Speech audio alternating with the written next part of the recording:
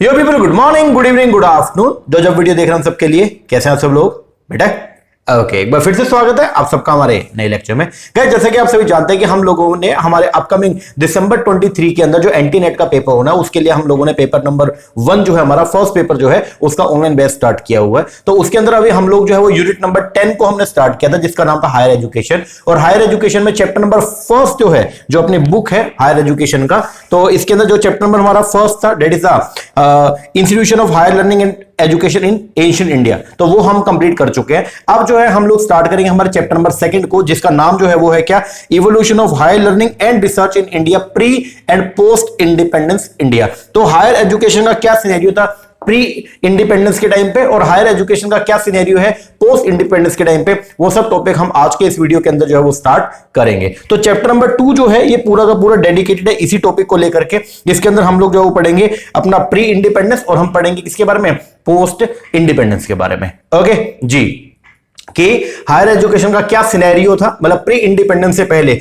जब ब्रिटिशर्स आए थे तो उस, क्योंकि शुरुआत में एंशिएंट एजुकेशन हो गया, एंशिएंट एजुकेशन के बाद में फिर ब्रिटिशर्स आए, फिर ब्रिटिशर जब आए तो उन्होंने जो है वो एजुकेशन के अंदर थोड़ा बहुत क्या किया, चेंजेस करे, एजुकेशन के थोड़ा सा रिवोल्यूशन लेके आए और वो अपना इंग्लिश जो लैंग्वेज है उसको उन्होंने प्रमोट करना था और जो यूरोपियन कल्चर है उसको बढ़ावा देना था। उसके लिए उन्होंने यहाँ पे जो है एजुकेशन को के ऊपर काम करना शुरू किया। फिर फिल्ट्रेशन थ्योरी आया, उसको हम पढ़ेंगे। फिर कैसे कैसे मतलब 1947 से पहले जो है वो क्या सिनेरियो था, कैसे कैसे कौन कौन से ऐसे चार्टर जो है वो पास किए गए, कौन कौन सी ऐसी यूनिवर्सिटीज को एस्टेब्लिश किया गया जो अपने इंडिया के अंदर हायर एजुकेशन के ऊपर वर्किंग कर रही थी, वो पढ़ना है। फिर उसके बाद 1947 के अंदर कंट्री हमारा आजाद हो गया और आजादी के बाद का सिनेरियो आज की डेट तक जो है वो क्या चल रहा है वो अपने को पढ़ना है इस चैप्टर में। ओके, तो ओवरऑल मिलाकर के हम लोग इसके ऊपर जो है वो 4 लेक्चर हम इसके ऊपर जो है वो लगाएंगे और 4 लेक्चर के अंदर पूरा का पूरा जो हमारा टॉपिक है हायर चैप्टर नंबर 2 का, और इसको हम कंप्लीट कर लेंगे। ओके जी, तो अभी हम लोग जो है लेक्चर नंबर 1 से जो स्टार्ट कर रहे हैं। लेक्चर को शुरू करूं उससे पहले एक छोटी सी इंफॉर्मेशन आपको प्रोवाइड करवा देता हूं। अगर आप लोग भी अपकमिंग दिसंबर 23 में जो एंटी नेट का पेपर होना है, अगर आप उसके लिए प्रिपरेशन कर रहे हैं, चाहे आपका कोई भी सब्जेक्ट हो, तो आप हमसे जो पेपर नंबर 1 का कोर्स जो है वो बाय कर सकते हैं। पेपर नंबर 1 का कोर्स हम लोग जो प्रोवाइड ऑनलाइन बैच हम प्रोवाइड करवा रहे हैं, उसके अंदर आपको आपके घर पे बैठे बैठे जो है वो कंप्लीट पेपर नंबर 1 का स्टडी मैट मिलेगा। हार्ड कॉपी में हमारी प्रॉपर बुक्स हैं, वो बुक्स आपके होम एड्रेस पे हम डिस्पैच करवाएंगे। इस तरीके जैसे अभी हायर एजुकेशन पढ़ रहे हैं तो ये हमारा हायर एजुकेशन का बुक है। इस तरीके से 10 किताबें आपके घर पे आएंगी पेपर नंबर 1 की, प्लस में आपको जो है उनका डिटेल एक्सप्लेनेशन वीडियोस मिलेंगे जैसे हम ये कर रहे हैं, आप इसको देख के जज कर सकते हैं। फिर वीडियोस हो गया, कंटेंट हो गया सारा, फिर साथ में हर यूनिट का सेपरेट रिवीजन वीडियो मिलेगा और प्रैक्टिस करने के लिए प्रैक्टिस के एमसीक्यूज मिलेंगे। तो अगर आप इंटरेस्टेड हैं तो नीचे हमने नंबर दिया है, इस पर कॉल करके या व्हाट्सएप करके आप इंक्वायरी कर सकते हैं। ओके जी, बहुत ही नॉमिनल प्राइसेस के ऊपर जो है वो हमने कोर्स से वो लॉन्च किया दिसंबर 23 के लिए, तो आप अगर चाहें तो ज्वाइन कर सकते हैं, काफी हेल्प मिलेगा आपको, ठीक है ना जी। चलो हम लोग शुरुआत करते हैं अपने टॉपिक का। टॉपिक का नाम जो है वो है क्या, हायर एजुकेशन। अब ना अपने बुक के अंदर जो नोट्स दे रखे हैं वो तो अपने को पढ़नी है और साथ में कुछ एक्स्ट्रा चीजें और है जो अपने को पढ़नी है। तो वो एक्स्ट्रा नोट्स जो है वो मैंने अपना जो पेड टेलीग्राम ग्रुप है वहां पे मैंने डाल दिए। वहां पे आपको इस तरीके से मिलेगा chapter number 2 higher education extra notes के नेम से, ठीक है ना। तो वहां पे आप वो पीडीएफ जरूर देख लेना एक बार। इसी चैप्टर में थोड़ा अमेंडमेंट था तो वो मैंने डाल दिया, एक बार देख लेना। चलो हम शुरुआत करें टॉपिक को। देखो जी, हायर एजुकेशन इंडिया की बात करें तो सबसे पहले अपने इंडिया के अंदर जो है वो एंशिएंट एजुकेशन का सिस्टम जो है वो चला, जिसके अंदर बेसिकली सबसे पहले जो है वो वैदिक एजुकेशन जो है वो स्टार्ट हुई। वैदिक के बाद में जो है वो आया आपका बुद्धिस्ट एजुकेशन। फिर गुप्ता पीरियड के अंदर एजुकेशन का क्या सिनेरियो था, मुगल पीरियड के अंदर जो है वो इस्लामिक एजुकेशन आ गया था, उसका क्या सिनेरियो था ये हमने पढ़ा। फिर कई सारी यूनिवर्सिटीज जो है वो एंशिएंट टाइम पे जो है वो इंडिया के अंदर क्या किया गया, एस्टेब्लिश किया, लाइक तक्षशिला हो गया, नालंदा हो गया, विक्रमशिला हो गया, वल्लभी हो गया, ये सब टॉपिक हमने पढ़ लिया। तो ये सब सिनेरियो क्या था कि एंशिएंट एजुकेशन के बारे में, मतलब अपने इंडिया के अंदर जो है वो एंशिएंट टाइम में जो है वो हायर एजुकेशन का क्या सिनेरियो था वो सब हमने जो है वो चैप्टर नंबर 1 में कंप्लीट कर लिया।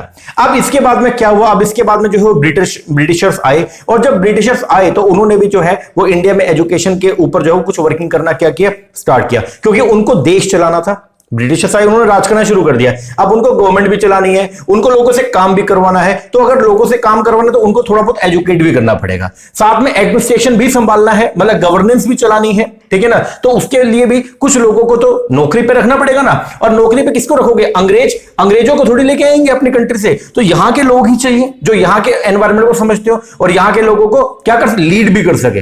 तो उसके लिए अंग्रेजों ने जो है वो क्या किया, यहां पे अब जो इंडियन थे, ठीक है ना, उन लोगों को जो है वो कुछ लोगों को जो हायर क्लास थे उनको पढ़ाना शुरू किया, ठीक है। और इस तरीके से उनको जो है वो नॉलेज जो है वो प्रोवाइड करना शुरू किया कि देखने में तो मतलब बाय बर्थ और बाय ब्लड तो वो इंडियन है, लेकिन बोली जो बोलेंगे वो अंग्रेजों की बोली बोलेंगे। इस तरीके से जो है उन्होंने सिस्टम को जो है वो चलाना शुरू किया, क्योंकि उनको पता था कि अगर हमको जो है वो सरकार चलानी है, अगर हमको लोगों से यहां पे काम करवाना है, तो उनको थोड़ा बहुत तो एजुकेट करना पड़ेगा। बिल्कुल ही अगर मान लीजिए अगर एंशिएंट टाइम की बात करें तो उसके हिसाब से तो काम अब नहीं चलेगा, क्योंकि अब हमको तो कॉलोनियल पावर हो गई है ना, तो उसके अंदर तो हमको लोगों से काम करवाना, तभी तो हम यहाँ पे इंडस्ट्री को डेवलप कर पाएंगे और यहां से सामान बना बना के जो है वो अपनी कंट्री में ले जाएंगे। तो बेसिकली अंग्रेजों का एम यही था कि हमने इंडिया से जो है रॉ मटेरियल जो है वो क्या करना है, इंग्लैंड के अंदर जो है वो एक्सपोर्ट करवाना है, ठीक है ना। तो उसके लिए जो है वो यहां पे उनको एजुकेशन के ऊपर थोड़ा सा वर्किंग करना था। तो अब हम लोग जो वो क्या करेंगे, शुरुआत कैसे हुआ, तो शुरुआत 1813 के अंदर हुआ, जब सबसे पहले चार्टर एक्ट जो है वो क्या किया गया था, पास किया गया, जिसको ईस्ट इंडिया कंपनी एक्ट भी बोलते हैं, ठीक है। तो हम वहां से शुरू करेंगे, पूरा सिनेरियो पढ़ेंगे कि 1947 तक क्या हुआ। तो 2 लेक्चर तो हम लोग जो है वो लगाएंगे किसके ऊपर, प्री इंडिपेंडेंस पे, कि हायर एजुकेशन का सिस्टम प्री इंडिपेंडेंस में क्या था। फिर उसके बाद 2 लेक्चर हमारे लगेंगे पोस्ट इंडिपेंडेंस के अंदर जो है वो हायर एजुकेशन का सिस्टम क्या चल रहा है। तो जब ब्रिटिशर्स आए, ध्यान से समझना, जब ब्रिटिशर्स आए तो हमने यहां पे जो है बाइफर्केशन कर दिया। क्या बाइफर्केशन किया कि इंडिया का इंडिपेंडेंस कब है, 1947। ध्यान देना, इंडिया का इंडिपेंडेंस, इंडिया जो है हमारा भारत जो है वो आजाद हुआ 1947 में जी। तो जब ब्रिटिशर्स आए तो 1947 से पहले का हायर एजुकेशन सिस्टम कैसा था, और जब ब्रिटिशर्स चले गए तो 1947 के बाद का हायर एजुकेशन सिस्टम जो है वो क्या है, वो अपने को पढ़ना है। तो हमने यहां पे जो है जो एंटायर हायर एजुकेशन सिस्टम है उसको हमने 2 पार्ट में जो है वो क्या कर दिया, डिवाइड कर दिया। एक है हायर एजुकेशन बिफोर इंडिपेंडेंस और एक है हायर एजुकेशन आफ्टर इंडिपेंडेंस। तो 1947 से पहले वाला 1813 से लेकर के 1947 तक का क्या सिनेरियो है, ये हम पढ़ेंगे प्री इंडिपेंडेंस एरा में, और 1947 से लेकर के 2023 तक क्या सिस्टम चल रहा है हायर एजुकेशन में, ये हम पढ़ेंगे किसके अंदर, अपना पोस्ट इंडिपेंडेंस एरा के अंदर। तो प्री इंडिपेंडेंस एरा में पढ़ेंगे 1817 से लेकर के 1947 तक का, और फिर पोस्ट इंडिपेंडेंस एरा में पढ़ेंगे 1947 से लेकर के 2023 तक का, आज तक का।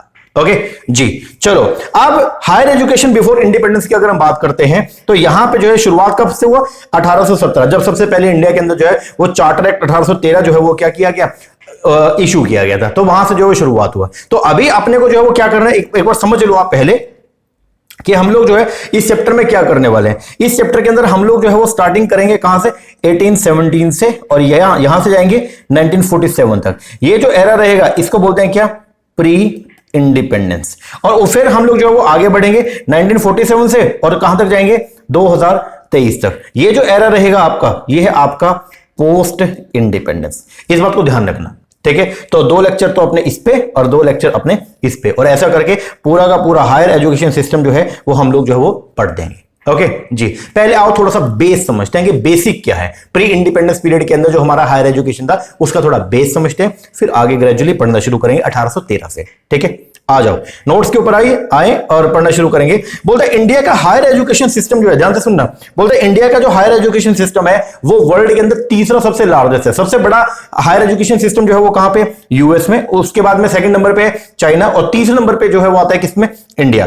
फिर बोलते हैं ग्रोथ एंड डेवलपमेंट जो है ऑफ एनी कंट्री वो किस पे डिपेंड करती है, एजुकेशन पे। किसी भी कंट्री के अंदर अगर आपको जो है वो क्या करना है, ग्रोथ करना है, तो वो डिपेंड करेगा आपके यहां का एजुकेशन सिस्टम कैसा है। जितने ज्यादा एजुकेटेड लोग होंगे आपके यहां पे, जितने लोग ज्यादा एजुकेटेड होंगे, पढ़े लिखे लोग होंगे, तो बट नेचुरल है कि वहां पे ग्रोथ जो है वो क्या रहेगा, आपको ज्यादा देखने को मिलेगा, ठीक है ना, क्योंकि वहां पे इंडस्ट्रीज जो है वो डेवलप होंगी, वहां पे एग्रीकल्चर के अंदर भी बहुत ही मॉडर्नाइजेशन आएगा, सर्विस सेक्टर का रोल बहुत ही क्या रहेगा, बड़ा रहेगा। तो बट नेचुरल है कि अगर ये सब चीजें इतनी अच्छी होंगी तो देश पूरा फ्लरिश होगा, मतलब पूरी तरक्की करेगा तो बट नेचुरल है कि इकोनॉमिक डेवलपमेंट जो वो क्या होगा, बढ़ेगा। और इन सबका जो मूल मंत्र है वो क्या है, एजुकेशन। क्या है, एजुकेशन। तो क्या बोलते हैं, ग्रोथ और जो डेवलपमेंट है किसी भी कंट्री का वो डिपेंड करता है किस पे, education of the countryman. It play vital role, ये एक इंपॉर्टेंट रोल प्ले करता है in the life of an individual as well as a society. तो शिक्षा जो है एक इंसान के जीवन में और समाज के अंदर जो है बहुत बड़ा रोल जो है वो क्या करती है, प्ले करती है।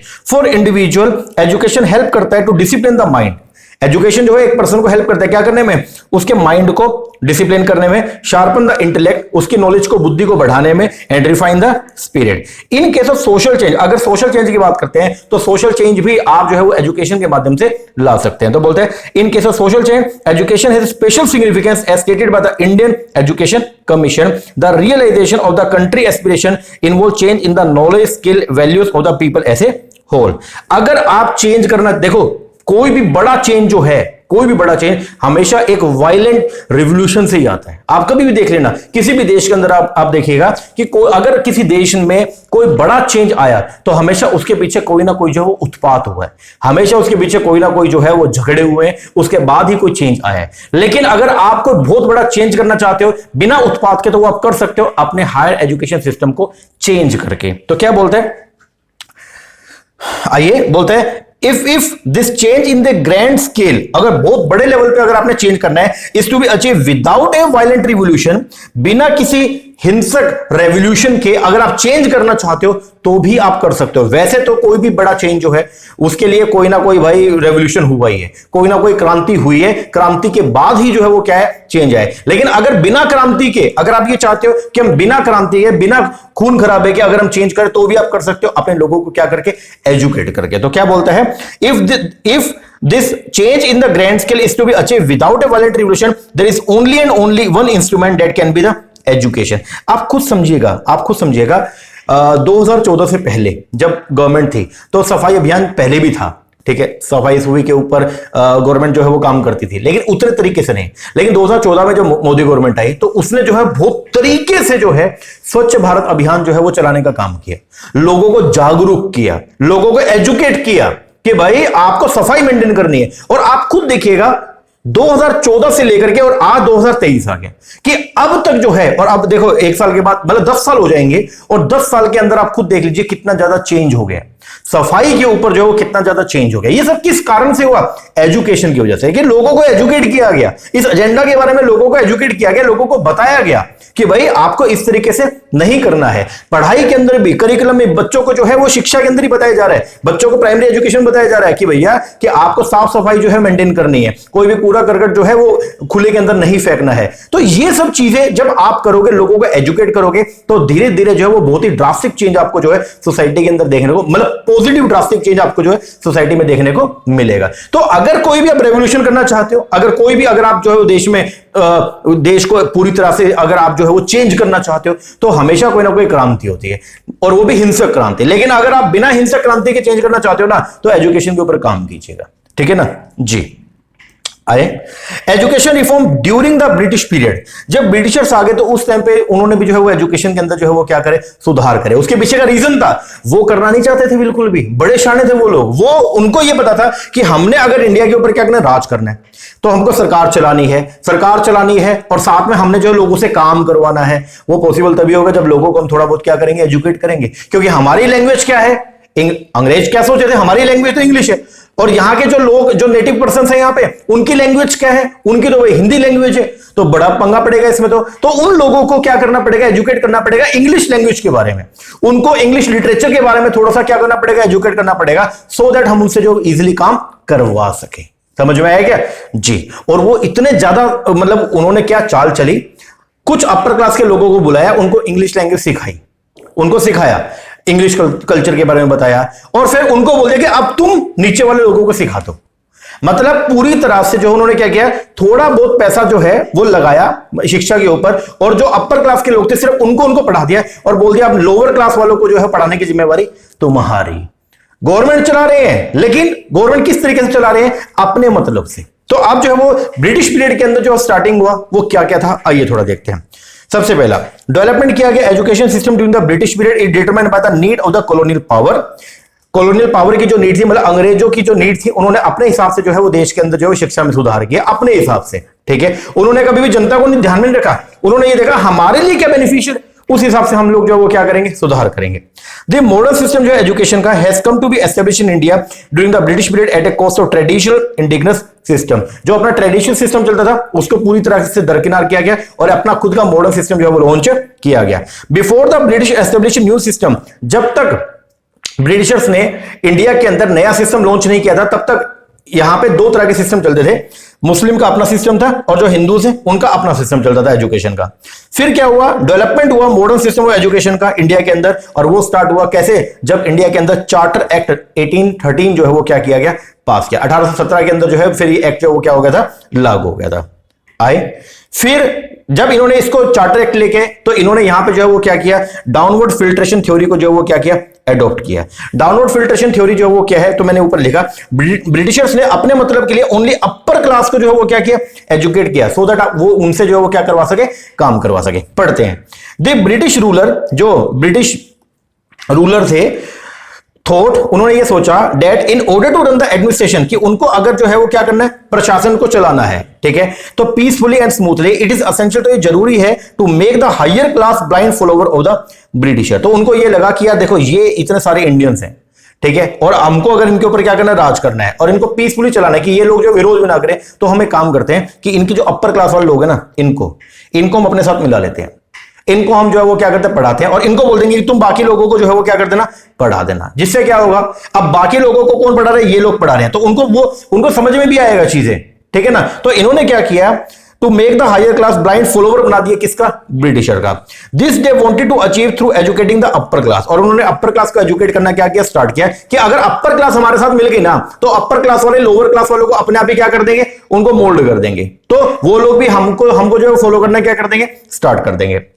This theory meant education is to be filter, इसका इस थ्योरी का मतलब यह है कि एजुकेशन को क्या किया गया, फिल्टर किया गया। क्या किया गया, फिल्टर किया गया टू द कॉमन पीपल के लिए। ब्रिटिशर ने एडॉप्ट किया इस थ्योरी को because the Britisher ruler needed various type of employ. उन्होंने इस थ्योरी को एडॉप्ट किया, क्यों, क्योंकि उनको क्या था, उनको कई तरह के एम्प्लॉयज चाहिए थे बिजनेस को रन करने के लिए और गवर्नमेंट को चलाने के लिए। The government does not have sufficient fund, और गवर्नमेंट के पास इतना पैसा था लेकिन शिक्षा पे लगाने के लिए पैसा नहीं था। क्या बोलते हैं, the government does not have the sufficient fund for educating the masses. Higher class educated through the medium of English would adopt English way and in turn influence करते हैं किसको, लोअर क्लास को। तो हायर क्लास को उन्होंने क्या किया, पढ़ाया इंग्लिश वे में, और फिर हायर क्लास वालों को बोला कि तुम लोअर क्लास को भी जो है वो इंग्लिश तरीके से पढ़ाना स्टार्ट करो। After educating some people, responsibility of educating the masses, कुछ लोगों को पढ़ा के अब पूरी जनता को पढ़ाने की जिम्मेवारी उन कुछ लोगों को बोल दिया कि भैया तुम अपने आप जो है वो देख लेना, could be left to them. There were various commission, कई सारे कमीशन जो है वो क्या किए गए, कॉन्स्टिट्यूट किए गए फॉर एजुकेशन के लिए before independence of India is discuss below in table. तो सबसे पहले जो वो शुरुआत होती है कब, 1813 के अंदर जब एक्ट आया, जिसको बोलते हैं हम लोग क्या, चार्टर एक्ट। क्या बोलेंगे, चार्टर एक्ट। एक मिनट रुकिएगा,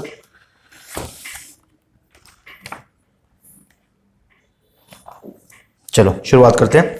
सबसे पहले जो है वो क्या है, चार्टर एक्ट 1813। सबसे पहला कमीशन जो इंडिया के अंदर जो है ब्रिटिशर ने जो लॉन्च किया उसको बोलते हैं हम लोग क्या, चार्टर एक्ट 1813। तो यहां से शुरुआत होती है। अभी शुरुआत में करूं उससे पहले मैं दोबारा आपको बोल दूं कि इनफ्लिपनेट ये जो है, ये समझना, डाउनवर्ड फिल्ट्रेशन थ्योरी जो है ये क्या है। डाउनवर्ड फिल्ट्रेशन थ्योरी के अंदर अंग्रेजों ने क्या किया कि जो अपर क्लास के, अब अपने पूरे भारत के अंदर जो अपर क्लास के लोग हैं ना, जैसे सुना, ये पूरा इंडिया है, और इस इंडिया के अंदर जो है मान लीजिए ये 10% जो है वो अपर क्लास है, और 90% जो है वो मान लीजिए लोअर और मिडिल क्लास है, ठीक है। अब इनको क्या करना था भाई, अब अगर मान लो ये राज कर रहे हैं तो पूरे के पूरे 100% लोगों के लिए इनको जो है वो क्या करना है, एजुकेट करना है। अगर मान लो जो ब्रिटिशर्स है, अगर वो इन 100% पॉपुलेशन के ऊपर क्या कर रहे हैं, राज कर रहे हैं, तो इनको क्या करना पड़ेगा, इन 100% का ख्याल रखना पड़ेगा। और ये जो मासेस है इनको बोलते हैं मासेस ऑफ पीपल, ठीक है ना, टोटल पॉपुलेशन। अब ये टोटल पॉपुलेशन को एजुकेट करने की जिम्मेवारी ब्रिटिशर्स की थी, लेकिन इन्होंने क्या चाल चली, ये बोले कि काम करते हैं, हम इनको सिर्फ ये 10% वाले जो लोग हैं ना, इनको हम क्या करते हैं, एजुकेट करते हैं, और इनको बोल देंगे कि बाकी 90% को एजुकेट करने की जिम्मेवारी तुम्हारी, हम तो तुम्हारे एजुकेशन पे फंड्स लगा देंगे, आगे क्या करना है वो तुम अपने हिसाब से देखना। ठीक है ना। और ये 10% लोगों को भी उन्होंने क्या किया, अपना भगत बना लिया। एक तरीके से भगत बनाने का मतलब ये हो गया कि इनको जो है वो गवर्नमेंट के अंदर ओहदा दे दिया। अब ये लोग है तो इंडियन, लेकिन ये जुबान किसकी बोल रहे हैं, ब्रिटिशर्स की जुबान बोल रहे हैं। तो ये कहानी जो है इन्होंने क्या किया, अडॉप्ट किया, क्योंकि इनको मालूम था अगर हमने जो है पीसफुली राज करना है, बिना किसी शोर शराबे के अगर राज करना है, तो बेटर ऑप्शन यही है कि हम कुछ लोगों को, जो वहां के अपर क्लास के लोग हैं, उनको हम अपने साथ में क्या कर ले, मिला ले, और वो लोग नीचे वालों को अपने आप ही क्या कर देंगे, समझा देंगे। चलो अब शुरुआत होती है। सबसे पहले इंडिया के अंदर जो है जो कमीशन, सबसे पहला ब्रिटिशर्स ने जो कमीशन जो सबसे पहले इशू किया, उसको बोलते हैं चार्टर एक्ट 1813। 1813 चार्टर एक्ट जो है वो क्या किया गया, लॉन्च। यार ये मैंने शायद यहां ना गलती से डेट 1817 कर दिया, 1813 है भाई, ये देख लेना एक बार, ठीक है ना। चलो तो सबसे पहले जो है वो क्या हुआ, चार्टर एक्ट 1813 आया। सबसे पहले चार्टर एक्ट 1813 आया। इसको जो है वो क्या बोलते हैं, इसको ईस्ट इंडिया कंपनी एक्ट भी बोला जाता है। ये जो एक्ट था, इसका मेन एम क्या था, इसका एम था, ये जो एक्ट बनाया, जो कानून बनाया, is the first legislative recognition था of the right for education. इसका मेन जो एम था वो था देश के अंदर साइंटिफिक नॉलेज को क्या करना, स्प्रेड करना। तो देश में साइंटिफिक नॉलेज को क्या करना, बढ़ाना, मतलब साइंस को क्या करना है, बढ़ावा देना है। ये इसका मेन एम था। तो सबसे पहले आपको याद करना, करके जाना पड़ेगा चार्टर एक्ट 1813। इसको क्या बोलते हैं, दूसरा नाम क्या है, ईस्ट इंडिया कंपनी एक्ट 1813। ठीक है, इसका मेन ऑब्जेक्टिव क्या था, देश के अंदर साइंटिफिक नॉलेज को क्या करना है, बढ़ावा देना है। आओ अब पढ़ने का काम करते हैं थोड़ा बहुत इसके बारे में। इसके अंदर जो है वो क्या किया गया, 1 लाख रुपया जो है वो शिक्षा के लिए जो है वो क्या किया गया, निकाला गया। ये बोला गया कि पूरे साल में हम लोग जो है वो 1 लाख रुपया जो है एजुकेशन के ऊपर क्या करेंगे, खर्च करेंगे। सेक्शन 43 जो है 1813 चार्टर एक्ट का, वो सिर्फ इसके ऑब्जेक्टिव डिफाइन करता है, और वो बोलता है जो चार्टर एक्ट का ऑब्जेक्टिव क्या है, the revival and improvement of literature, encouragement of the learned native of India, the introduction and promotion of knowledge of science among the inhabitant of the British territory in India। ठीक है ना। तो ये इसका जो है वो मेन क्या था, एम था। आपको जो लर्न करना है वो ये, सबसे पहले इंडिया में सबसे पहला जो एक्ट एजुकेशन को लेकर के जो पास किया गया वो कौन सा था, सबसे पहला एक्ट जो इशू किया गया वो था आपका चार्टर एक्ट 1813। दूसरा नाम क्या है, ईस्ट इंडिया कंपनी एक्ट है। फिर इसका जो मेन एम था वो क्या था, साइंटिफिक नॉलेज को क्या करना, स्प्रेड करना। और इसके अंदर 1 लाख रुपया जो है वो शिक्षा के ऊपर क्या किया गया, खर्चा किया गया। और इस चार्टर एक्ट के अंदर जो है सिर्फ क्या किया गया, ऑब्जेक्टिव जो है वो डिफाइन किया गया, और कुछ नहीं, सिर्फ ऑब्जेक्टिव को डिफाइन किया। और ये बोल दिया ऑब्जेक्टिव जो है वो क्या है, the revival and improvement of literature, the revival and improvement of literature. फिर एनकरेज करना लर्न नेटिव ऑफ इंडिया को, एंड द इंट्रोडक्शन करना, promotion of knowledge of science among the inhabitant of the British territory in India. ठीक है, ये सबसे पहला act था। इसके बाद में फिर जो है वो क्या हुआ, फिर ये ध्यान रखना, फिर 1817 के अंदर जो है इस चार्टर एक्ट के बेस पर जो है वो हिंदू कॉलेज जो है वो कलकत्ता के अंदर क्या किया गया, ओपन किया गया। फिर यहां पे जो है 1823 के अंदर जो है वो क्या हुआ, एल्फिंस्टन रिपोर्ट जो है वो आई। ठीक है, इसमें रिकमेंड किया, जो एल्फिंस्टन रिपोर्ट थी इसके अंदर रिकमेंडेशन दिया गया कि हमको हर डिस्ट्रिक्ट में district examination officer, school supervisor को जो है वो क्या करना चाहिए, अपॉइंट करना चाहिए, और टीचर्स की ट्रेनिंग के लिए प्रावधान करने चाहिए। अगर टीचर ट्रेन होंगे तो वो आगे लोगों को भी बढ़िया तरीके से ट्रेनिंग प्रोवाइड कर पाएंगे। तो ये रिपोर्ट था, इस रिपोर्ट का नाम क्या था, एल्फिंस्टन रिपोर्ट। और इस रिपोर्ट के बेस पर जो है 1835 के अंदर सबसे पहले जो है एल्फिंस्टन कॉलेज को जो है वो इंडिया के अंदर क्या किया गया, ओपन किया गया। तो ये समझना पहले, एल्फिंस्टन रिपोर्ट का भाई 1823 में, 1823 के अंदर एल्फिंस्टन रिपोर्ट है, जिसके अंदर क्या प्रोविजन था, तो इसके अंदर बोला गया कि हर डिस्ट्रिक्ट के अंदर डिस्ट्रिक्ट एग्जामिनेशन ऑफिसर को क्या करेंगे, अपॉइंट करेंगे। ठीक है, और टीचर के ट्रेनिंग के ऊपर भी हम क्या करेंगे, प्रोविजन बनाएंगे कि टीचर को नेसेसरी ट्रेनिंग जो प्रोवाइड की जा सके, ताकि वो आगे बच्चों को बढ़िया तरीके से जो पढ़ा सके। तो ये था एल्फिंस्टन रिपोर्ट। और इस एल्फिंस्टन रिपोर्ट की, ये जो एल्फिंस्टन जो कमीशन हमने बिठाया था, इसकी जब रिपोर्ट है, इसकी रिपोर्ट के बेस पर जो है 1835 में एल्फिंस्टन कॉलेज जो है वो क्या किया गया, एस्टेब्लिश किया गया। ठीक है, इसके बाद आएगा मैकले-मिनेट, जिसको इंग्लिश एजुकेशन एक्ट भी बोलते हैं। सबसे पहला 1813 के अंदर हो गया आपका चार्टर एक्ट। 1813 के बाद में 1835 के अंदर आया मैकले-मिनेट, और मैकले-मिनेट को इंग्लिश एजुकेशन एक्ट भी बोलते हैं। ये जो एक्ट था, इसने क्या किया, इसने बोला कि देखो जो पैसा शिक्षा के ऊपर लगाना है ना, अभी जो आपका चार्टर एक्ट था उसके अंदर क्या बोला गया, 1 लाख रुपया जो है वो निकाला गया था शिक्षा के लिए, कि भाई 1 लाख रुपया हम शिक्षा के ऊपर जो है वो क्या करेंगे, खर्च करेंगे। लेकिन जब मैकले-मिनेट आया तो इसने क्या किया, एक मैकले-मिनेट और एक मैग्ना कार्टा जो हम आगे भी पढ़ेंगे, इन्होंने सिर्फ और सिर्फ ये ध्यान दिया कि यार इंग्लिश एजुकेशन को प्रमोट करो। जो 1 लाख रुपया शिक्षा पे जाएगा ना, तो ये बोल दिया जो भी खर्चा होगा शिक्षा पे वो सब इंग्लिश एजुकेशन के ऊपर होना चाहिए। ये बात बोली किसने, मैकले-मिनेट ने। आओ पढ़ते हैं। लॉर्ड विलियम बेंटिंक देन ये उस टाइम पे गवर्नर जनरल थे ब्रिटिश इंडिया के, उन्होंने रिलोकेट किया फंड्स को, जो पैसा था उसको क्या किया, रिलोकेट। जो फंड्स निकाला गया था चार्टर एक्ट के अंदर किसके लिए, हायर एजुकेशन के लिए, उसको क्या किया, रिलोकेट किया। एंड टू अनट्रस्ट द डिस्प्यूट, और फिर इन्होंने क्या किया, जो डिस्प्यूट था उसको सुलझाने का काम किया। जो डिस्प्यूट था किसमें, ओरिएंटलिस्ट में बोले तो जो प्राचीन काल के लोग थे उनमें, और जो अंग्रेज थे उनमें जो डिस्प्यूट था उसको जो है सुलझाने का काम किया। तो सबसे पहले मैकले मिनट, डेट याद करके जाना पड़ेगा, 1835। इसको क्या बोलते हैं, इसको इंग्लिश एजुकेशन एक्ट भी बोलते हैं। इस एक्ट के अंदर जो है वो क्या किया गया, या इस मैकले मिनट में क्या किया गया, रिलोकेशन किया गया। क्या किया गया, रिलोकेशन। चार्टर एक्ट के अंदर जो फंड्स एलोकेट किए गए थे शिक्षा के लिए, उसको रिलोकेट किया गया और ये बोल दिया कि जो भी खर्चा होगा शिक्षा के ऊपर वो सब इंग्लिश एजुकेशन पे होना चाहिए। आओ पढ़ते हैं।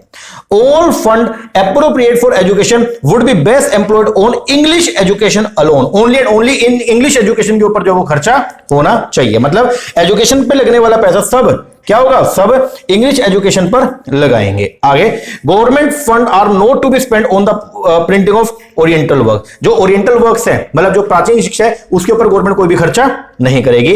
All the funds would be spend in imparting to the Indian to their knowledge of English literature and science. जो भी पैसा खर्च किया जाएगा उसका मेन एम यही होगा कि इंडियंस को जो है इंग्लिश लिटरेचर और इंग्लिश साइंस के बारे में क्या करना, एजुकेट करना। English become the medium of instruction, और इंग्लिश जो है वो मीडियम बन गया था किसका, इंस्ट्रक्शन का।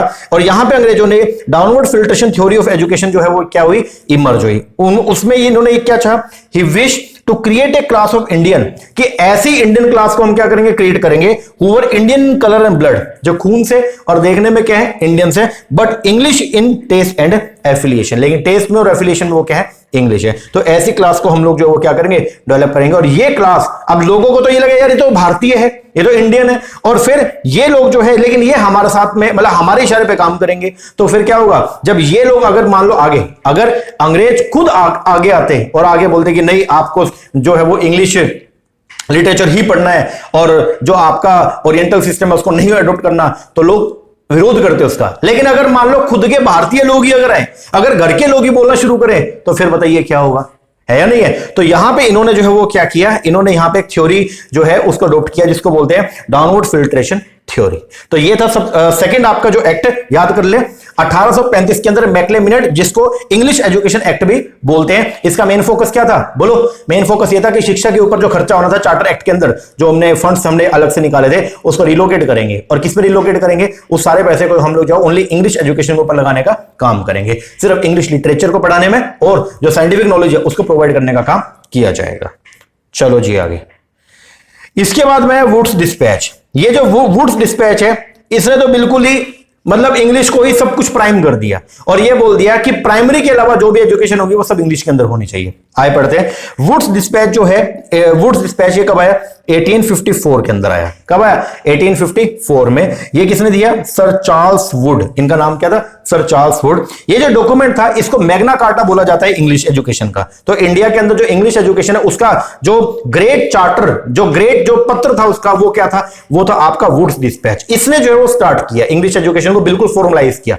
शुरुआत इंग्लिश एजुकेशन का शुरुआत जो है वो ऊपर मैकले मिनट में हो गया था, लेकिन उसको फॉर्मली जो है वो लेके आने वाले कौन थे, वो थे वुड्स डिस्पैच। तो वुड्स डिस्पैच जो है ये जो एक डॉक्यूमेंट है जिसको मैग्ना कार्टा बोला जाता है इंग्लिश एजुकेशन का। ठीक है, इसके अंदर क्या किया, इन्होंने बोल दिया है कि जो भी एजुकेशन होगी ना वो उसका जो प्रसार होगा, डिफ्यूजन होगा, वो सब किसमें होगा, इंग्लिश में। The diffusion of European knowledge is the primary object of the Wood's dispatch. European knowledge को इंडिया के अंदर क्या करना, स्प्रेड करना, यही मेन ऑब्जेक्टिव है किसका, वुड्स डिस्पैच का।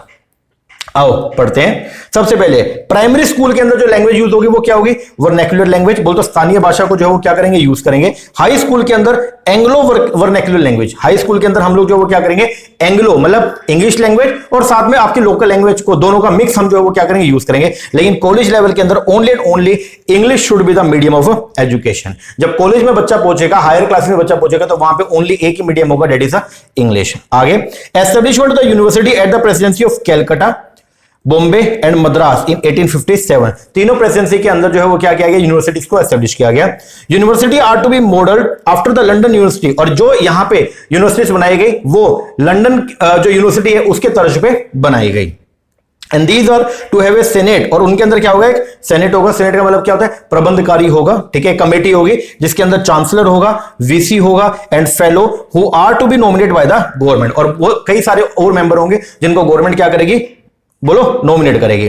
Sanction of a grant in aid system in the Indian education system, यहां पे क्या गया, लॉन्च किया गया कि हम यहां जो है वो क्या करेंगे, इंडियन एजुकेशन सिस्टम के लिए जो है वो ग्रांट जो है वो इशू करेंगे, पैसा पूसा देंगे। It stress on the female education, इसमें फीमेल एजुकेशन के ऊपर जो फोकस किया गया, और प्राइवेट एंटरप्राइज को भी क्या किया गया, एनकरेज किया गया कि वो वुमेन एजुकेशन को प्रमोट करने का काम करें। यहां पे एस्टेब्लिश किया गया teacher training schools in every provinces, हर प्रांत के अंदर, हर एरिया के अंदर जो है वो टीचर ट्रेनिंग स्कूल जो है वो क्या किया गया, एस्टेब्लिश किया गया। They should be training school for teacher for engineering, medical, law etcetera. और जो इंडियन नेटिव थे, जो इंडिया के जो लोग थे, should be given training in their mother tongue also, उनको जो है वो मदर टंग के अंदर भी नॉलेज प्रोवाइड किया जाएगा। ये था आपका थर्ड, जिसको बोलते हैं हम लोग क्या, वुड्स डिस्पैच, 1854 के अंदर है। इसको मैग्ना कार्टा बोला जाता है, किसका, इंग्लिश एजुकेशन इन इंडिया का। मैग्ना कार्टा मतलब ग्रेट चार्टर था इंग्लिश एजुकेशन इन इंडिया का। तो यहां पे क्या मेन बात ध्यान रखना, प्राइमरी जो आपकी स्कूल्स हैं वहां पे आपका वर्नाक्युलर लैंग्वेज चलेगा, जो स्थानीय भाषा होती है वो चलेगी। हाई स्कूल्स के अंदर जो है वो इंग्लिश भी चलेगी और आपका लोकल लैंग्वेज भी चलेगा, और कॉलेज में ओनली एंड ओनली एजुकेशन जो इंपार्ट किया जाएगा वो इंग्लिश एजुकेशन के अंदर ही, इंग्लिश लैंग्वेज में ही किया जाएगा। चलो जी आगे। इसके बाद आया हंटर कमीशन। हंटर कमीशन जो है इसको अपॉइंट किया किसने, सर विलियम हंटर ने। इसको ये जो हंटर कमीशन था 1882 में आया, इसको इंडियन एजुकेशन कमीशन भी बोला जाता है। अब इसके अंदर क्या किया गया, इसमें भी वही इंग्लिश के ऊपर जो फोकस थोड़ा ज्यादा किया। यहां पे बोला गया medium of instruction in primary education should be mother tongue, primary education जो आप प्रोवाइड करेंगे वो मदर टंग में होनी चाहिए, ठीक है। English should remain as a medium of instruction in the secondary stage, secondary stage के अंदर जो मीडियम ऑफ इंस्ट्रक्शन रहेगा वो क्या रहेगा, इंग्लिश रहेगा।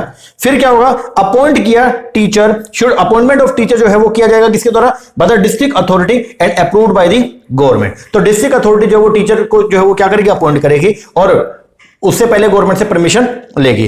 करिकुलम जो होगा, जो सिलेबस होगा, शुड इंक्लूड, सिलेबस में क्या क्या क्या आएगा, इंपॉर्टेंट जो यूजफुल सब्जेक्ट्स हैं like agriculture, element of nature and the physical science and the native method of the arithmetic and measurement, ये सब आएंगे। फिर स्प्रेड किया गया प्राइमरी एजुकेशन को for the tribal and backward people के लिए should be responsibility of the government. तो प्राइमरी एजुकेशन जो है वो लेके आना किसके लिए, जो पिछड़े इलाके हैं, ठीक है, बैकवर्ड एरिया या जो ट्राइबल एरिया है, तो उनके लिए जो है शुड बी द रिस्पॉन्सिबिलिटी होगी किसकी, गवर्नमेंट की। तो ये आया फिर इसके अंदर जो है वो क्या, हंटर कमीशन। और हंटर कमीशन कब आया, 1882 में। इसको इंडियन एजुकेशन कमीशन भी बोला जाता है, तो ये लर्न करके जाना, ठीक है। और ये देने वाले कौन थे, ये थे, इसके चेयरमैन थे सर विलियम हंटर। चलो आगे बढ़ते हैं। इसके बाद आया इंडियन यूनिवर्सिटी कमीशन। 1902 के अंदर शिमला के अंदर जो है वो क्या हुआ, शिमला कॉन्फ्रेंस हुई और वहां पे लॉर्ड कर्जन जो है उन्होंने अपॉइंट किया इंडियन यूनिवर्सिटी कमीशन। यहां पे इंडिया में नई नई यूनिवर्सिटीज को ओपन करने की जो है वो बात की गई, और जो एग्जिस्टिंग यूनिवर्सिटीज है उनके ऊपर फोकस करने का काम, उनके ऊपर कंट्रोल थोड़ा जो है वो बढ़ाने का काम किया गया। तो इंडियन यूनिवर्सिटी कमीशन कब आया, 1902 के अंदर आया। कब, एट शिमला। कहां पे, शिमला कॉन्फ्रेंस जब हुई तो वहां पे लॉर्ड कर्जन उन्होंने अपॉइंट किया इंडियन यूनिवर्सिटी कमीशन। ये जो कमीशन थे, इस कमीशन के जो मेंबर थे, जो चेयरमैन थे वो कौन थे, थॉमस, सर थॉमस, ठीक है।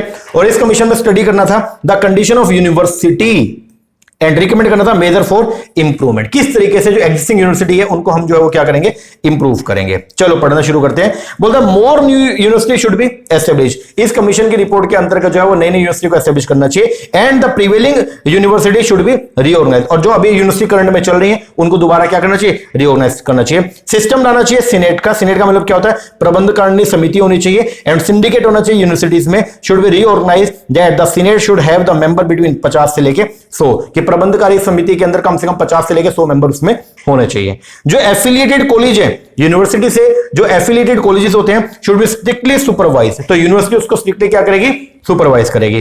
प्रॉपर अमेंडमेंट करेंगे करिकुलम में, और एग्जामिनेशन सिस्टम में प्रॉपर क्या करेंगे, टाइम टू टाइम पे चेंज करेंगे एनवायरमेंट के हिसाब से। प्रॉपर इक्विपमेंट होंगी लाइब्रेरी में, लाइब्रेरी और जो लैबोरेटरीज है उनमें प्रॉपर जो है वो इक्विपमेंट होगा जहां पे टेस्टिंग की जा सके। The university should also function as a teaching university. इसके बाद में फिर जो इंडियन यूनिवर्सिटी कमीशन बैठा था उसके बेस पर फिर इंडियन यूनिवर्सिटी एक्ट जो है वो बना दिया गया 1904 में। तो इंडियन यूनिवर्सिटी एक्ट जो 1904 के अंदर बनाया वो क्या था, on the recommendation of the Indian university commission 1902। तो इंडियन यूनिवर्सिटी एक्ट जो है वो क्या कर दिया, पास कर दिया। इसका मेन ऑब्जेक्टिव क्या था, इसका मेन ऑब्जेक्टिव था to improve the condition of education in India and upgrade the system of to a better level. तो इंडिया के अंदर जो एजुकेशन सिस्टम है उसको क्या करना, उसको अपग्रेड करना है, उसको इंप्रूव करना है। ठीक है, आओ पढ़ते हैं। अब देखो एक बात समझना, जो आपका ये था इंडियन यूनिवर्सिटी कमीशन था, इसमें क्या किया गया, यूनिवर्सिटीज को नई नई यूनिवर्सिटी को एस्टेब्लिश करने का काम किया और जो पुरानी यूनिवर्सिटी है उनको दोबारा से रीऑर्गेनाइज करने का काम किया। लेकिन जब ये एक्ट बनाया, इंडियन यूनिवर्सिटी एक्ट 1904 बनाया, इसके अंदर क्या किया गया, इसमें यूनिवर्सिटी के ऊपर थोड़ा शिकंजा कसा गया। पढ़ते हैं। University are given the right, university को पहले तो राइट दे दिया of teaching along with the right of conducting examination, universities को राइट दे दिया कि आप अपने हिसाब से पढ़ाएं और अपने हिसाब से आप एग्जाम भी कंडक्ट करवा सकते हैं। इंडियन यूनिवर्सिटी एक्ट 1904 ने इंट्रोड्यूस किया principle of election in the constitution of the senate. तो जो सीनेट होगा, मतलब जो प्रबंधकारी समिति का जो अध्यक्ष होगा, उसके लिए इलेक्शंस होंगे। रूल्स जो थे relating to affiliation of colleges, उनको क्या किया गया, स्ट्रिक्टर किया गया। मतलब यह है कि अब पहले कोई भी पर्सन जो है वो किसी भी यूनिवर्सिटी में जाके और कॉलेज की अप्रूवल लिया था, लेकिन अब उनको क्या कर दिया, स्ट्रिक्ट कर दिया। After the implementation of provisional university act, जब इस एक्ट के प्रोविजन को हमने इंप्लीमेंट किया तो नंबर ऑफ कॉलेजेस तो कम हुए, लेकिन नंबर ऑफ स्टूडेंट जो है वो क्या हो गए, बढ़ गए। After the implementation of the provisional university act, दो the number of college decline, number of college तो कम हुए, येट नंबर ऑफ स्टूडेंट जो है वो लगातार क्या हो गए, बढ़ गए। तो ये था आपका क्या, इंडियन यूनिवर्सिटी एक्ट 1904। और ये किसके बेस पर बनाया गया, तो इंडियन यूनिवर्सिटी कमीशन जो था 1902, उसके बेस पर जो है इंडियन यूनिवर्सिटी एक्ट जो है वो पास कर दिया गया। आ गया। इसके बाद में फिर गवर्नमेंट रेजोल्यूशन आया ऑन एजुकेशन पॉलिसी 1913। अब इसको पढ़ते हैं। जो गवर्नमेंट रेजोल्यूशन आया, government resolution on education policy 1913, ये क्या था, to introduce compulsory primary education. इसका मेन उद्देश्य जो वो क्या था कि प्राइमरी एजुकेशन को क्या कर देंगे, compulsory. It is inspired by Maharaja Sayaji Rao Gaekwad of Baroda. इसने रिकमेंड किया कि हर प्रोविंस में, बोले तो हर प्रांत में एक यूनिवर्सिटी जो है वो होनी चाहिए। यहां पे क्या किया गया, प्राइमरी एजुकेशन के ऊपर फोकस किया गया। तो ये ध्यान रखना, government resolution on education policy 1913 में क्या किया गया, यहां पे प्राइमरी एजुकेशन के ऊपर क्या किया गया, फोकस। तो प्राइमरी एजुकेशन को क्या कर दिया, फ्री कर दिया और कंपल्सरी कर दिया ऐसे एरिया में जहां पे 35% ऑफ द बॉयज जो है वो एजुकेशन रिसीव कर रहे हैं। ये जो प्रोविजन है ये अप्लाई होगा किस पे, एज ग्रुप होता 6 से लेके 10 साल के बच्चों के लिए। आगे एक्सपेंशन किया गया यूनिवर्सिटी एजुकेशन का। 5 universities, existence of the 5 university and 185 college is considered to be insufficient. और यहां पे जो है फोकस किया गया is rate on the education of women education के ऊपर भी फोकस किया गया। स्पेशल करिकुलम जो है of practical utility for the girls है वो बनाया गया, मतलब स्पेशल सिलेबस है वो तैयार किया गया। Number of women teacher and inspector should be increase. इसके बाद में जो है वो आया सैडलर यूनिवर्सिटी कमीशन 1917, या इसको कैलकाटा यूनिवर्सिटी कमीशन भी बोला जाता है। जो पहला वर्ल्ड वॉर है वो स्टार्ट हुआ था 1914 में और 1914 से लेकर के 1917-18 तक ये चला। जब फर्स्ट वर्ल्ड वॉर अपना कंप्लीट हुआ तो यहां पे ये देखा गया कि भैया कैलकाटा यूनिवर्सिटी को तो थोड़ा संभाल लो, और कैलकाटा यूनिवर्सिटी को संभालने के लिए उसके परफॉर्मेंस को क्या करने के लिए, चेक करने के लिए एक कमीशन बिठाया। उस कमीशन का नाम था सैडलर यूनिवर्सिटी कमीशन 1917, या इसको कैलकाटा यूनिवर्सिटी कमीशन भी बोला जाता है। तो पहले पढ़ते हैं।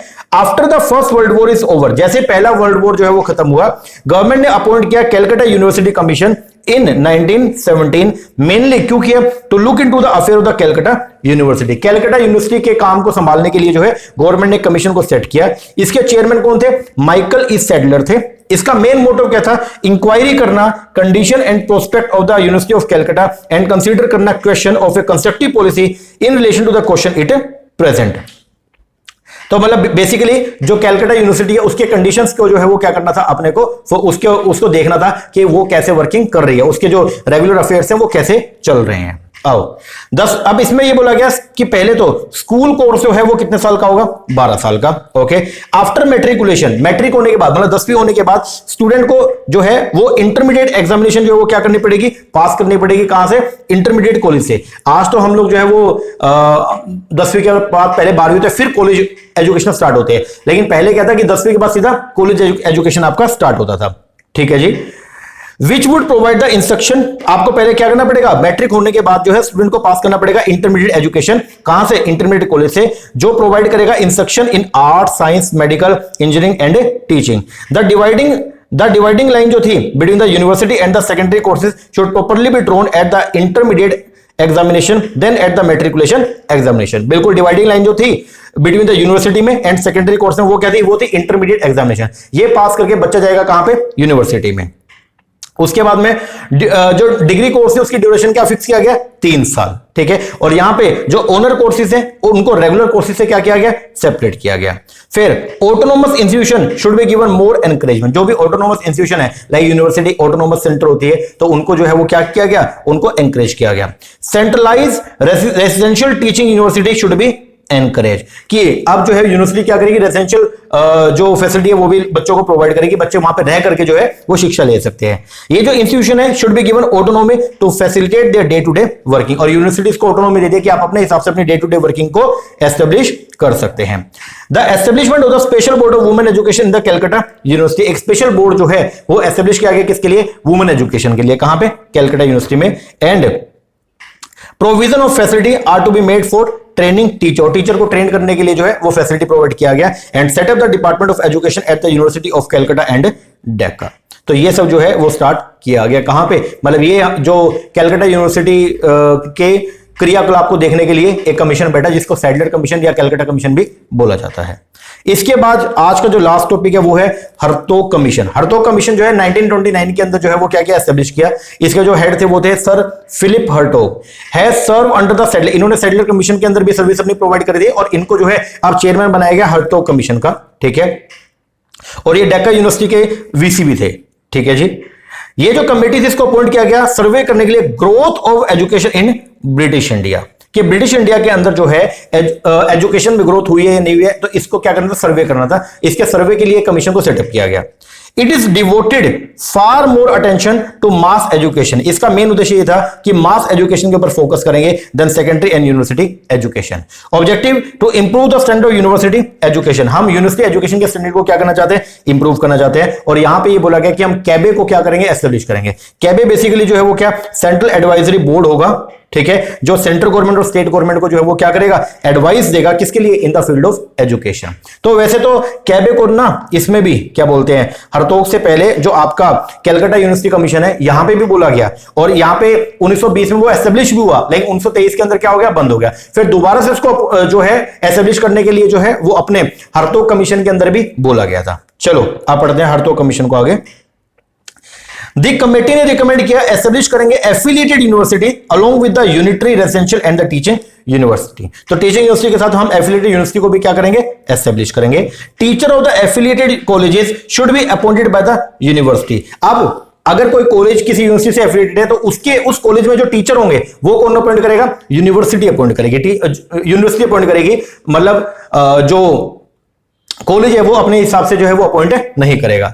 ओनर कोर्स जो थे should be more advance nature than the pass courses, जो ओनर कोर्सेज हैं जैसे आप पढ़ते हैं बीकॉम ऑनर्स, बीए ऑनर्स, तो ये इनको जो है ओनर कोर्सेज थोड़े से क्या सुप्रीम क्वालिटी के जो है बनाए गए। The honour courses should be of the more advance nature than the pass courses and these courses should be institute only at the university, और ये कोर्सेज कहां प्रोवाइड किए जाएंगे, ओनली यूनिवर्सिटीज में। Provision should be made for technical education, India के अंदर technical education को promote करने के लिए यूनिवर्सिटी के अंदर जो प्रोविजन बनाया गया। Graduate should not suffer from unemployment and employment bureau should be open in the university to help the student get suitable employment, और यूनिवर्सिटीज के अंदर जो है वो एम्प्लॉयमेंट ब्यूरो बनाया गया ताकि जो लोग बच्चे वहां से पास आउट होंगे तो उनको इजीली नौकरी मिल जाए। एडमिशन जो थे यूनिवर्सिटी में should be made on the base of ability and aptitude of the student, बच्चे की एबिलिटी के बेस पर जो बच्चे का क्या होगा, एडमिशन होगा यूनिवर्सिटी में। और हर यूनिवर्सिटी को जो है वो क्या किया गया, वेल इक्विप किया गया central library in each university, her university के अंदर जो लाइब्रेरी है उसको वेल इक्विप किया गया, वहां पे प्रॉपर जो है बुक्स रखी गई और प्रॉपर जो मटेरियल चाहिए था लैब्स के अंदर जो टेस्टिंग टूस्टिंग करने के लिए वो सब जो है प्रोवाइड किया गया। तो ये सब जो है वो प्रोविजंस आए थे किसके अंदर, आपके हर्तोग कमीशन में। ओके जी सर, तो अभी हमारा चले ये क्या बोलते हैं प्री इंडिपेंडेंस वाला ही, तो अभी हमने हर्तोग कमीशन तक कर लिया। अब नेक्स्ट वीडियो के अंदर हम लोग जो है सप्रू कमेटी से जो है वो स्टार्ट करेंगे, ठीक है ना। थोड़ा लेक्चर लंबा हो गया, वैसे मेरा मन तो ये था कि ये पूरा एक में करवा दूं, बट टाइम थोड़ा ज्यादा लग जाएगा, कोई बात नहीं, अभी जितना करवाए इसको आप लर्न कर लो, ठीक है ना। क्योंकि ये तो भाई देखो आपको मैंने बोला हायर एजुकेशन में चीजें समझने की थोड़ी सी कम है और क्रैम करने की थोड़ी ज्यादा है, तो आपको मैंने साथ साथ बता भी दिया कि कैसे कैसे शुरुआत हुआ, ओके। और लेकिन कुछ चीजें आपको लर्न ही करना पड़ेगा कि कौन सा कमीशन कब आया, उसका मेन ऑब्जेक्टिव क्या था, ये सब, ओके और यहां से जल्दी क्वेश्चन बनते भी यही है। क्वेश्चन क्या बनेगा, या तो स्ट्रेट फॉरवर्ड क्वेश्चन बनेगा या मैचिंग का क्वेश्चन आ जाएगा। यहां 4 कमीशन दे देगा, उनके ईयर दे देगा, या फिर यू होगा 4 कमीशन दे देगा, उनके ऑब्जेक्ट दे देगा और बोलेगा इनको मैच करके बताओ। ठीक है ना, तो इस तरीके से आपको इसको पढ़ना है। ओके जी, चलो ये था हमारा आज का लेक्चर। चैप्टर नंबर 2 को हमने स्टार्ट किया अपने बुक के अंदर, और चैप्टर नंबर 2 हमने जो स्टार्ट किया है उसके अंदर अभी हमने लेक्चर नंबर 1 कंप्लीट किया, जिसके अंदर हम लोगों ने जो है वो प्री इंडिपेंडेंस में जो हमारा हायर एजुकेशन का क्या सिस्टम था वो हमने पढ़ा है। ओके, अब नेक्स्ट वीडियो के अंदर इस पूरा जो प्री इंडिपेंडेंस वाला टॉपिक है इसको हम कंप्लीट करेंगे, और थर्ड वीडियो के अंदर हम लोग स्टार्ट करेंगे पोस्ट इंडिपेंडेंस वाला टॉपिक। ओके जी, लेक्चर कैसा लगा कमेंट करके जरूर बताइएगा। अच्छा लगा अच्छे कमेंट कीजिएगा, कोई कमी लगी वो भी बताइएगा। और अगर आप हमारा ऑनलाइन बैच परचेज करना चाहते हैं, नीचे नंबर है, इस पे कॉल करके या व्हाट्सएप करके आप कोर्स की इंक्वायरी कर सकते हैं। ओके जी सर, चलो एक बार इतना कीजिए, बाकी मिलते हैं नेक्स्ट वीडियो में, तब तक के लिए थैंक यू वेरी मच।